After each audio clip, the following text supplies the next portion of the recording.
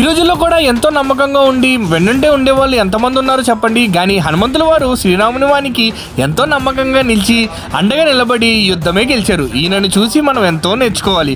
హనుమాన్ జయంతి సందర్భంగా మేమైతే మాత్రం హనుమాన్ టెంపుల్కి అయితే వెళ్ళాం. సో రీసెంట్గా అయితే మాత్రం నాతో పాటు కాకినాడ కింగ్ కూడా ఇక్కడికైతే వచ్చాడండి. సో ఇక్కడైతే మాత్రం 4,000 మందికి అన్నదానం అయితే చేశారు. దాంతోపాటు 7వ తారీఖు నుండి 12వ తారీఖు వరకు హోమాలు పూజలు కూడా చేశారు.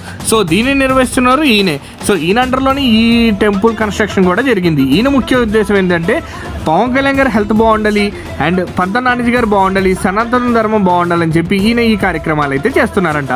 సో ఇక్కడ విజువల్స్ని ఒక్కసారి చూద్దాం. సో ఇక్కడైతే మాత్రం హోమాలు పూజలు చాలా గ్రాండ్గా అయితే జరిపారండి. సో ఇంతకీ ఈ టెంపుల్ ఎక్కడో తెలుసా? మన కాకినాడ నుండి కొవ్వాడ అన్న ఊరు ఉంటుంది కదా, ఆ ఊర్లో అయితే మాత్రం ఈ టెంపుల్ అయితే ఉందండి. సో మీలో ఎంతమంది విజిట్ చేశారో నాకైతే కామెంట్ చేయండి. ఇలాంటి వీడియోస్ కోసం నన్ను అయితే ఫాలో చేయండి. బాయ్.